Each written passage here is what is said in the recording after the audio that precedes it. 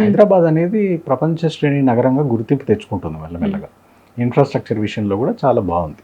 అలాంటప్పుడు మీరు ఒక ఇన్వెస్టర్ని పిలిస్తే ఆ నగరాన్ని చూపించి అక్కడ ఉన్న ఇన్ఫ్రాస్ట్రక్చర్ చూపించి మెప్పించుకోవాలి. అది ఎవరైనా ఏ పాలకుడైనా చేయవలసిన పని. గమ్మత్తుగా రేవంత్ రెడ్డి గారు ఏం చేస్తున్నారంటే, ఇప్పుడు కొన్ని రాష్ట్రాలకు రాజధాని లేదు, కొన్ని రాష్ట్రాలకు పెద్ద నగరం లేదు. వాళ్ళు ఏం చేస్తారు పాపం, ఫెసిలిటీస్ లేక ఊరవతల జర్మన్ హ్యాంగర్స్ టెంట్లు వేసి ఏదో టెంపరీగా చేసి ఇట్లాంటి సమ్మిట్లు చేస్తారు. కానీ హైదరాబాద్లో మీకు భారతదేశంలోనే అతిపెద్ద ఇట్లాంటి అంతర్జాతీయ కాన్ఫరెన్స్లు పెట్టుకునే ఒక ఫెసిలిటీ ఉంది. హెచ్ఐసిసి, హైటెక్స్ రెండు పక్కపక్కనే ఉంటాయండి. ఆ రెండిటి కంబైన్డ్ స్పేస్ వచ్చేసి 54,000 స్క్వేర్ మీటర్.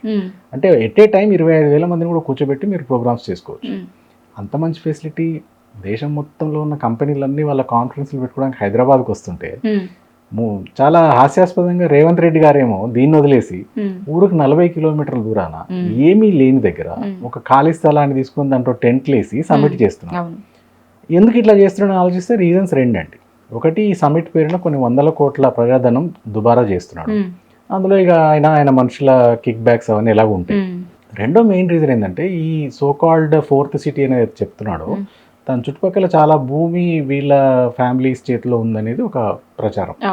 సో డెఫినెట్గా ఇట్లాంటి సమ్మిట్స్ చేసి కొంత అక్కడ రోడ్లు అవి ఇవన్నీ ప్రభుత్వ సొమ్ముతో వేయించి కొంత హైప్ క్రియేట్ చేసి రియల్ ఎస్టేట్లో ₹4 సంపాదించుకుందామనే యావ కనిపిస్తుంది. కానీ లేకపోతే మెడకాయ మీద తలకాయ ఉన్న వాళ్ళు ఎవ్వరు కూడా ఇంత మంచి నగరం, ఇంత మంచి కన్వెన్షన్ సెంటర్ ఉన్న ప్లేస్ వదిలేసి 40 కిలోమీటర్ల దూరంలో దుమ్ము ధూళితో నిండిన ఒక పల్లెటూర్ల మధ్యలో ఇట్లాంటి సమ్మిట్లు టెంట్ ప్లేస్ చేయరండి.